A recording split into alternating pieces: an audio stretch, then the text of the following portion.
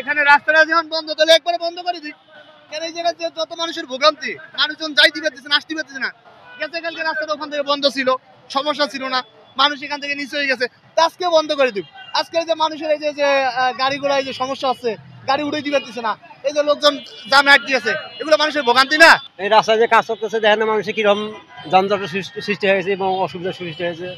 এটা তো একটা মানুষের অসুবিধে, চলাফেরা যাতায়াত, এই যে মনে করেন কি একটা অবস্থা দেখতে তো পাচ্ছেন আপনারা। আমি চাচ্ছি যে তাড়াতাড়ি এটা যাতে কাজটা করার পরে তাড়াতাড়ি যাতে এটা রাস্তাটা ক্লিয়ার করতে পারে। এক রাস্তার পরিবর্তে সেই রাস্তা ঘুরে যেতে হইতাছে। এমনি আমরা চাইলে পায়ের গাড়ি, মনে হয় যে অটো রিক্সা দেখলে পায়ের গাড়ি তুলতেই চায় না।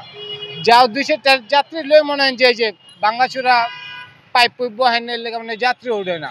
এই যে আমার যাত্রী যেমন দেন গাড়ি খালি, যাত্রী নেমে গেছে গামে যে খারাপ দিচ্ছে, এখন যাত্রী আসে আবার কখনো হয় না অটোতেই করে জায়গা, ঠিক আছে কোনো মামা।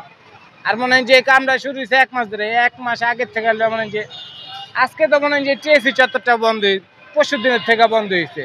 এর বাদে 1 মাস ধরে মনে হয় যে নীলক্ষেতে শুরু করছে রোকেয়া হল পর্যন্ত মনে হয় গাছে বন্ধ। মানে এই রাস্তা দিক দিয়ে ঘুরে যাও, দিক দিয়ে কাটতে যাও, যে আমার কয়েকটা স্পোকও ভাঙছে। প্রচুর জ্যামের কারণের জন্য কি করব, এই জায়গাতে ঘুরে যাইতে গেলে অনেক সময় লেগে যাবে, যার জন্য আমরা এই খাম্বা পার হয়ে সেটা আমরা বাসার দিক যাইতে যাচ্ছি। না এখনো আমাদের গাড়ি উল্টে যায়নি, হয়তো বা অন্য লোকের গাড়ি উল্টেছে কিনা এটা জানি না। না না না, বন্ধ করলে সমস্যা, কাজ চলতেছে অশাল কোম্পানির কাজ চলতেছে। এটা যদি বন্ধ করা হয় ভাই আরো ঝামেলা হবে, প্রেশার পড়বে, পুলিশ দিয়ে প্রেশার হইতেছে। মানে এটা আমরা যত শত চেষ্টা করতে আছি আজকের ভিতরে ক্লিয়ার করি।